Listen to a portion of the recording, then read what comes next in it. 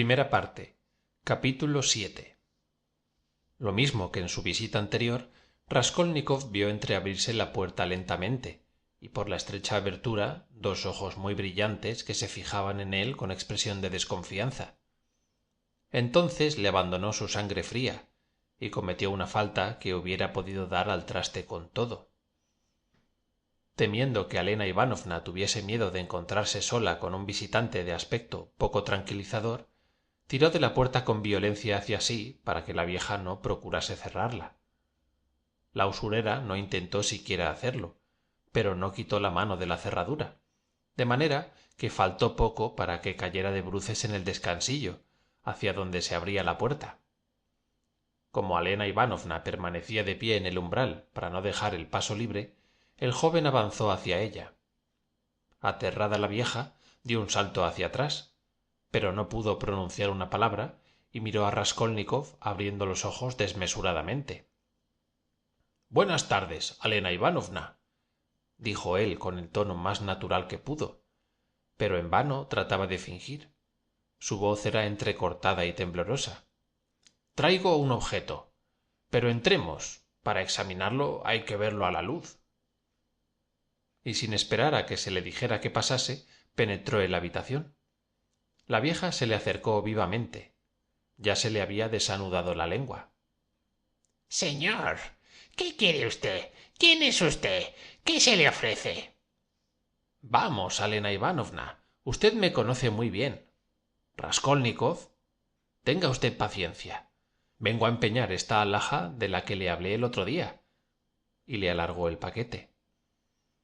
Alena Ivanovna iba a examinarlo cuando de repente cambió de idea, y levantando los ojos dirigió una mirada penetrante, irritada y desconfiada sobre aquel importuno que se le metía en casa con tan poca ceremonia.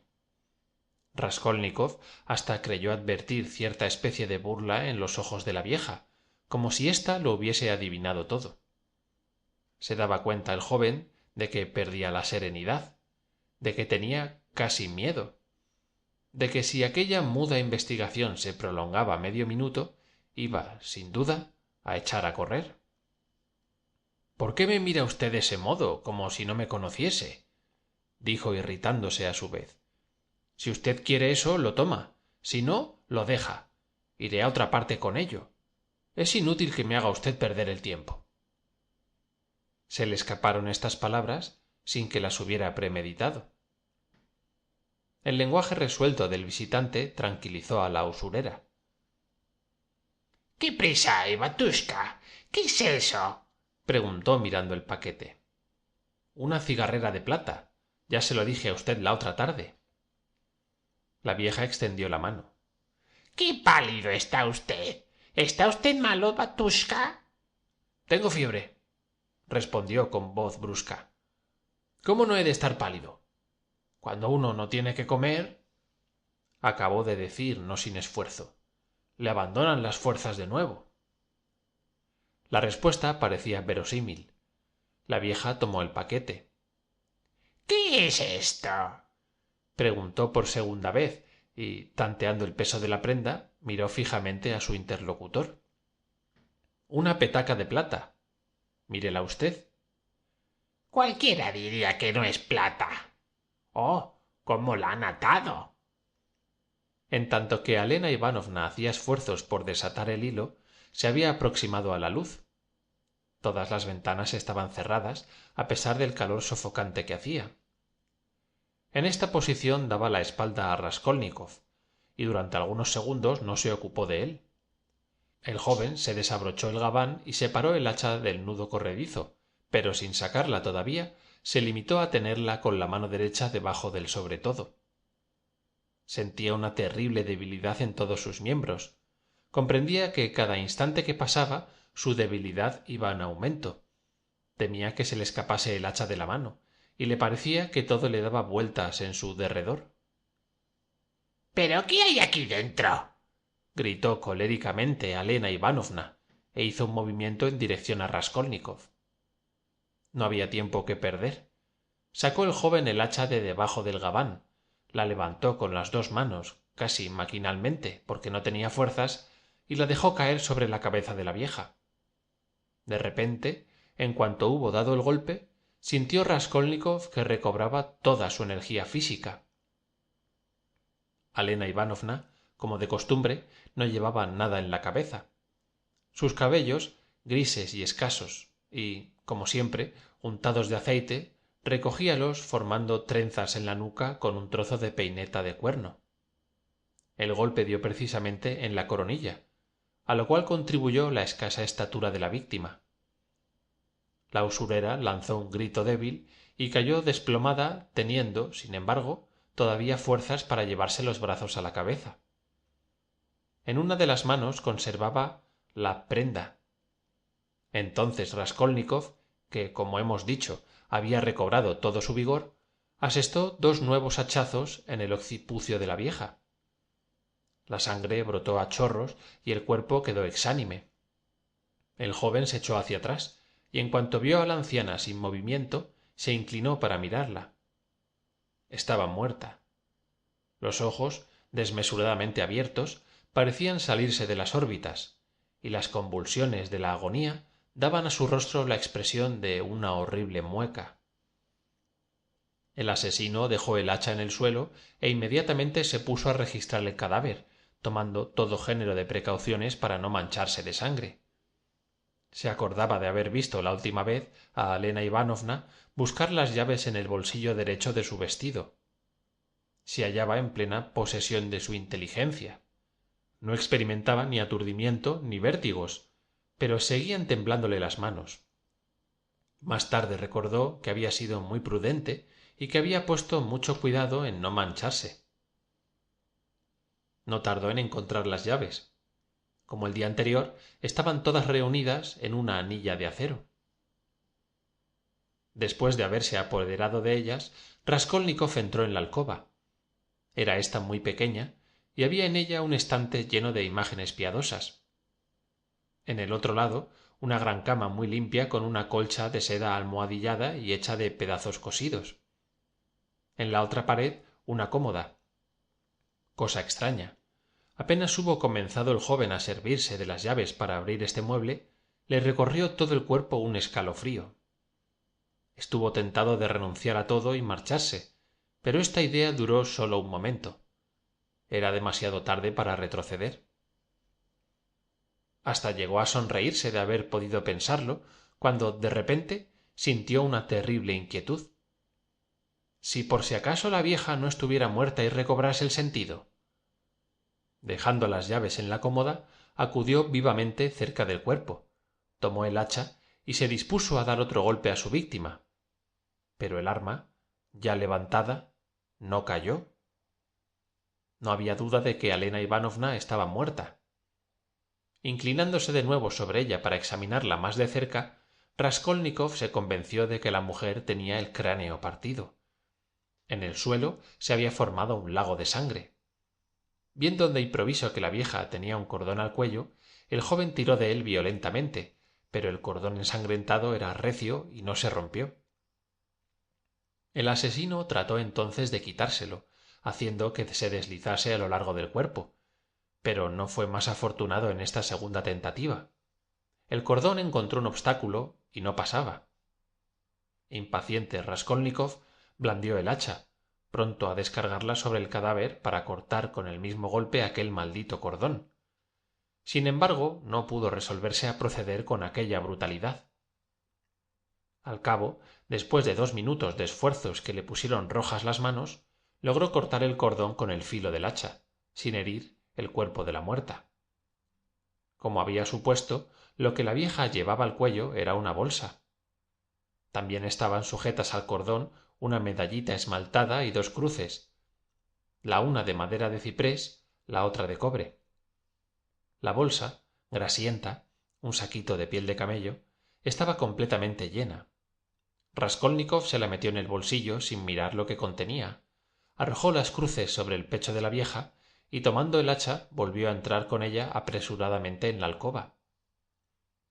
La impaciencia le devoraba y puso mano a la obra de desvalijamiento, pero sus tentativas para abrir la cómoda eran infructuosas, no tanto por el temblor de las manos como por sus continuas torpezas. Veía, por ejemplo, que tal llave no era de la cerradura y se obstinaba, sin embargo, en hacerla entrar. De pronto se acordó de una conjetura que había hecho en su anterior visita. Aquella gruesa llave que estaba con las otras pequeñas en la anilla de acero debía de ser, no de la cómoda, sino de alguna caja en que acaso la vieja tenía encerrados todos sus valores. Sin ocuparse más en la cómoda, miró bajo la cama, sabiendo que los viejos tienen la costumbre de ocultar en ese sitio sus tesoros. En efecto, había allí un cofre de poco más de una archina de largo y cubierto de cuero rojo. La llave dentellada entraba perfectamente en la cerradura. Cuando Raskolnikov levantó la tapa, vio colocados sobre un trapo blanco un abrigo forrado de piel de liebre con guarnición roja, debajo del abrigo una falda de seda y después un chal. El fondo parecía contener solamente trapos. El joven comenzó por secarse las manos, ensangrentadas en la guarnición roja. Sobre lo rojo la sangre se conocerá menos. De pronto pareció como que volvía en sí. Señor, ¿me habré vuelto loco? Murmuró con terror. Pero apenas empezó a registrar aquellas ropas cuando debajo de la piel se deslizó un reloj de oro. En vista de esto, revolvió de arriba abajo el contenido del cofre. Entre los vestidos se hallaban objetos de oro, sin duda depositados como empeños en manos de la usurera, brazaletes, cadenas, pendientes, alfileres de corbata, etc. Los unos encerrados en sus estuches, los otros anudados con una cinta en un pedazo de periódico doblado en dos partes. Raskolnikov no vaciló. Metió mano a todas estas alhajas y se llenó los bolsillos del pantalón y del gabán sin abrir los estuches ni deshacer los paquetes. Pero de pronto fue interrumpido en esta maniobra. En la habitación donde estaba la vieja sonaron pasos. Se detuvo, helado de terror. Pero el ruido había cesado. El joven empezaba a creer que había sido engañado por una alucinación de su oído, cuando de súbito percibió distintamente un ligero grito o más bien un gemido débil y entrecortado. Al cabo de 1 o 2 minutos todo volvió a quedar en un silencio de muerte. Raskolnikov, sentado en el suelo cerca del cofre, esperaba respirando apenas. De repente dio un salto, tomó el hacha y se lanzó fuera de la alcoba. En medio de la sala, Isabel, con un gran bulto en las manos, contemplaba aterrorizada el cadáver de su hermana y, pálida como la cera, parecía no tener fuerzas para gritar ante la brusca aparición del asesino. Comenzó a temblar. Trató de levantar el brazo, de abrir la boca, pero no pudo dar ni un grito, y andando hacia atrás lentamente, con la mirada fija en Raskolnikov, fue a refugiarse en un rincón de la sala. La pobre mujer hizo esto sin gritar, como si le faltase el aliento. El asesino se lanzó sobre ella con el hacha levantada. Los labios de la infeliz tomaron la expresión lastimera que suelen tomar los de los niños pequeños cuando están espantados. Tal horror sentía la desdichada que, aunque vio que el hacha se levantaba sobre ella, no pensó ni aun en defender la cara, llevándose las manos a la cabeza con un movimiento maquinal que sugiere en semejantes casos el instinto de conservación.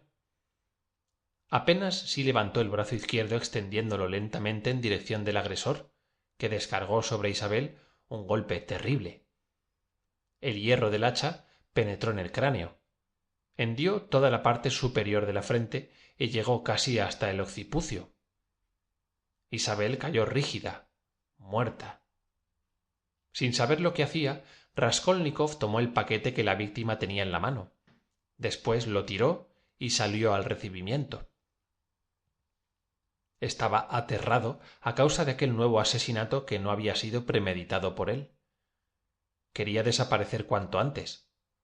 Si hubiese podido darme mejor cuenta de las cosas, si hubiese calculado todas las dificultades de su posición, si la hubiera previsto tan desesperada, tan horrible, tan absurda como era, si hubiera comprendido bien los obstáculos que quedaban por vencer, quizá los crímenes que tendría que perpetrar para huir de aquella casa y entrar en la suya.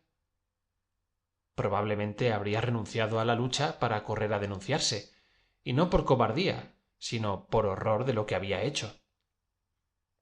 Esta impresión le iba dominando. Por nada del mundo se habría aproximado a la caja ni entrado en la alcoba. Poco a poco, sin embargo, comenzaron a surgir en su espíritu otros pensamientos, y cayó en una especie de delirio. Por momentos el asesino parecía olvidarse de sí mismo, o más bien de olvidar lo principal para fijarse en lo insignificante.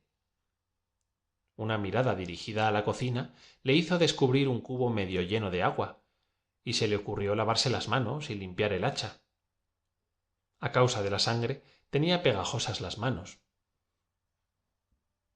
Después de haber metido el hierro del arma en el agua, tomó un pedazo del jabón que había en el poyo de la ventana y comenzó a refregarse las manos. Cuando se las hubo lavado, enjugó el hierro del hacha y enseguida empleó 3 minutos en jabonar el mango, para hacer desaparecer las salpicaduras de sangre. Después lo secó todo con un paño de cocina que estaba colgado en una cuerda. Hecho esto, se aproximó a la ventana con objeto de examinar atenta y detenidamente el hacha. Las huellas acusadoras habían desaparecido, pero el mango estaba húmedo. Raskolnikov ocultó cuidadosamente el arma bajo su gabán, colocándola en el nudo corredizo. Después hizo una inspección minuciosa de sus vestidos con todo el cuidado que le permitía la débil luz que iluminaba la cocina. A primera vista, el pantalón y el gabán no tenían nada de sospechoso, pero en los zapatos observó algunas manchas. El joven las limpió con un trapo humedecido en agua. No obstante, estas precauciones no le tranquilizaban más que a medias, porque veía mal y comprendía que podían pasarse inadvertidas algunas manchas. Permaneció irresoluto en medio de la sala bajo la influencia de un pensamiento sombrío y angustioso, el pensamiento de que se volvía loco, de que en aquel momento era incapaz de tomar una determinación ni de velar por su seguridad, y de que su manera de proceder no era la que convenía en las circunstancias presentes. «Dios mío, debo irme enseguida», murmuró, y se lanzó al recibimiento, en donde le esperaba un susto mayor de los que hasta entonces había experimentado. Se quedó inmóvil, no atreviéndose a dar crédito a sus ojos. La puerta del cuarto, la puerta exterior que daba al descansillo, la misma en que él había llamado hacía poco, por la cual había entrado, estaba abierta. Hasta este momento había permanecido entreabierta. Acaso, por precaución, la vieja ni había dado vuelta a la llave ni echado el cerrojo. Pero, Dios mío, ¿el joven había visto enseguida a Isabel? ¿Cómo no se le ocurrió que la vendedora había entrado por la puerta?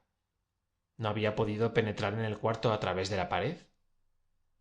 Cerró la puerta y echó el cerrojo. Pero no, no es eso lo que debo hacer. Es menester partir, huir inmediatamente. Descorrió el cerrojo y después de haber abierto la puerta se puso a escuchar largo rato en la escalera. Abajo, probablemente en la puerta cochera, 2 voces ruidosas se insultaban. Esperó pacientemente. Por último callaron las voces. Los 2 alborotadores se habían ido cada cual por su lado. Iba ya el joven a salir cuando en el piso inferior se abrió con estrépito una puerta y alguien empezó a bajar tarareando una canción. ¿Qué les pasaba a esta gente para armar tanto ruido? Cerró de nuevo la puerta, esperando otra vez dentro del cuarto. Finalmente se restableció el silencio, pero en el instante en que Raskolnikov se disponía a bajar, percibió un nuevo rumor. Eran pasos todavía distantes, que resonaban en los primeros peldaños de la escalera. Sin embargo, en cuanto empezó a oírlos, adivinó la verdad. «Vienen aquí, al cuarto piso, a casa de la vieja». ¿De dónde provenía aquel presentimiento? ¿Qué tenía de significativo el ruido de aquellos pasos? Eran pesados, regulares, y más bien lentos que ligeros. «Ya él ha llegado al primer piso. Se le oye cada vez mejor. Resuella como un asmático. Ya llega al tercer piso. Aquí». Y Raskolnikov experimentó súbitamente una parálisis general, como ocurre en una pesadilla cuando uno se cree perseguido por varios enemigos. Están a punto de alcanzaros. Os van a matar. Y os quedáis como clavados en el suelo, imposibilitados de moveros. El desconocido comenzaba a subir el tramo del cuarto piso. Raskolnikov, a quien el espanto había tenido inmóvil en el descansillo, pudo, por último, sacudir su estupor y, entrando apresuradamente en el cuarto, cerró la puerta y corrió el cerrojo, teniendo cuidado de hacer el menor ruido posible. El instinto, más bien que el razonamiento, le siguió en estas circunstancias. Armóse después del hacha, se arrimó a la puerta y se puso a escuchar sin atreverse a esperar siquiera. Ya el visitante estaba en el descansillo. No había entre los dos hombres más que el espesor de una tabla. El desconocido se encontraba frente a frente de Raskolnikov en la situación en que éste se había encontrado respecto de la vieja. El visitante respiró varias veces con fatiga. Debe ser grueso y alto, pensó el joven, apretando con la mano el mango del hacha. Todo aquello parecía un sueño. Al cabo de un momento, el visitante dio un fuerte campanillazo. Creyó percibir cierto ruido en la sala. Durante algunos segundos escuchó atentamente. Llamó después de nuevo. Esperó todavía un poco y, de pronto, perdida la paciencia, se puso a sacudir la puerta con todas sus fuerzas. Raskolnikov contemplaba con terror el cerrojo que temblaba en su ajuste. Temía verlo saltar de un momento a otro. Pensó sujetar el cerrojo con la mano, pero el hombre hubiera podido desconfiar. La cabeza comenzaba a írsele de nuevo. «Estoy perdido», se dijo. Sin embargo, recobró súbitamente ánimos cuando el desconocido rompió el silencio. «¿Estarán durmiendo o las habrán estrangulado? ¡Malditas mujeres!», murmuraba en voz baja el visitante. Alena Ivanovna, vieja bruja. Isabel Ivanovna, belleza indescriptible. ¡Abrid!». Exasperado llamó 10 veces seguidas, todo lo más fuerte que pudo. Sin duda aquel hombre tenía confianza en la casa y dictaba en ella la ley. Así pensaba Raskolnikov cuando de improviso sonaron en la escalera pasos ligeros y rápidos. Era, sin duda, otro que subía al cuarto piso. El joven no se enteró al pronto de la llegada del recién venido. «¿Es posible que no haya nadie?», dijo una voz sonora y alegre, dirigiéndose al primer visitante que continuaba tirando de la campanilla. «Buenas tardes, Koch». Por el timbre de la voz comprendió Raskolnikov que era un jovenzuelo. «El demonio lo sabe. Poco ha faltado para que haya saltado la cerradura», respondió Koch. «Pero usted, ¿cómo me conoce?». «Vaya una pregunta. ¿No le gané a usted anteayer en el café Gambrinus 3 partidas seguidas de billar?». «Ah. ¿De modo que no están?». «Es extraño. Y además estúpido. ¿A dónde habrá ido la vieja? Tenía que hablarle». «Yo también». «De modo que no hay más remedio que marcharse. ¿Qué hacer? ¿Y yo que venía a pedirle dinero prestado?», exclamó el joven. «En efecto, no hay más remedio que marcharse. Pero no comprendo por qué no está la bruja en casa habiéndome dado una cita. Pues hay una buena caminata de aquí a mi casa. ¿Y a dónde demonios habrá ido? Esta bruja no se mueve en todo el año. Puede decirse que echa raíces en su casa. Tiene malas las piernas. Y de repente se va de parranda. Podíamos preguntarle al portero». «¿Para qué?». «Toma, para saber a dónde ha ido y cuándo volverá». Preguntar. Pero si no sale nunca. Y tiró del cordón de la campanilla. «Vaya, es inútil. Hay que marcharse». «Espere usted», gritó de repente el joven. «Fíjese. Vea usted cómo resiste la puerta cuando se tira de ella». «¿Y qué?». «Esto prueba que no está cerrada con llave, sino con cerrojo. Mire usted cómo suena». «¿Y qué?». «Pero no comprende usted todavía. Eso prueba que una, por lo menos, está en casa. Si las dos hubieran salido, habrían cerrado la puerta por fuera con llave, y claro es que no hubieran podido echar el cerrojo por dentro. Repare usted el ruido que hace. Es evidente que para pasar el cerrojo tiene que estar en casa, ¿Comprende usted? De modo que están dentro y no quieren abrir. Pues es verdad, exclamó Koch asombrado. De manera que están ahí. Y se puso a sacudir furiosamente la puerta. No siga usted, dijo el joven. Aquí pasa algo extraordinario. Usted ha llamado. Ha sacudido la puerta con todas sus fuerzas y ellas no abren. Luego, o están desmayadas o... ¿Qué? Hay que llamar al Dubrovnik para que las despierte. Buena idea. Los dos empezaron a bajar. Espere usted. Quédese aquí. Iré yo a buscar al Dubrovnik. ¿Para qué me he de quedar? Oh, bien sabe lo que puede ocurrir. ¿Está bien? Verá usted, yo me dispongo a ser juez de instrucción. Aquí hay algo que no está claro. Esto es evidente, evidentísimo. Y así diciendo, el joven bajó de 4 en 4 los peldaños de la escalera. Cuando se quedó solo, Koch llamó otra vez, pero suavemente. Después se puso con aire distraído a empujar el botón de la cerradura para cerciorarse de que la puerta estaba cerrada nada más que con cerrojo.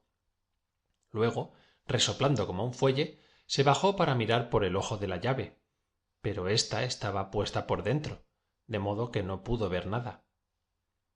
En pie, del otro lado de la puerta, estaba Raskolnikov con el hacha en la mano y dispuesto a deshacer el cráneo al primero que osara asomar la cabeza.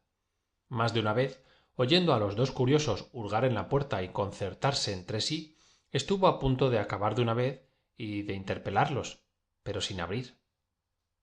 Por momentos sentía deseos de injuriarlos, de insultarlos, de abrir la puerta para hacerles entrar y matarlos a ambos. Mejor será que acabe cuanto antes, pensaba. ¿Qué diablo? No sube nadie, se dijo Koch, empezando a perder la paciencia. ¿Qué diablo?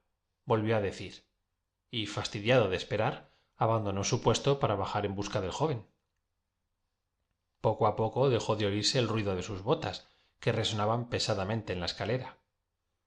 ¿Qué hacer, Dios mío? ¿Qué hacer? Raskolnikov descorrió el cerrojo y entreabrió la puerta. Tranquilizado por el silencio que reinaba en la casa, y, por otra parte, incapaz de reflexionar en aquel momento, salió, cerró detrás de sí lo mejor que pudo y empezó a bajar la escalera. Había descendido ya muchos escalones cuando se produjo abajo un gran estrépito. ¿Dónde ocultarse? No había medio de esconderse en ninguna parte, y volvió a subir apresuradamente. Pardiez! ¡Espera! ¡Aguarda! El que lanzaba estas voces acababa de salir de un cuarto situado en los pisos inferiores y bajaba a saltos gritando «¡Mitka! ¡Mitka! ¡Mitka! ¡El demonio se lleve a ese loco!». La distancia no permitió oír más. El hombre que profería aquellas exclamaciones estaba ya lejos de la casa. El silencio se restableció, pero apenas había cesado esta alarma cuando se sucedió otra. Varios individuos que hablaban entre sí en voz alta subían tumultuosamente la escalera. Eran 3 o 4. Raskolnikov reconoció la voz chillona del joven estudiante. «Son ellos», se dijo, y sin procurar ya escapar, se fue derechamente a su encuentro. «Ocurra lo que quiera», añadió.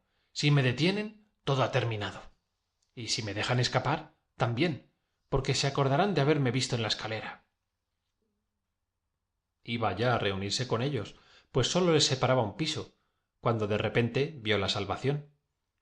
A pocos escalones, delante de él, a la derecha, había un cuarto desalquilado, completamente abierto, el mismo donde trabajaban los pintores, pero como si lo hubieran hecho adrede, éstos acababan de dejarlo.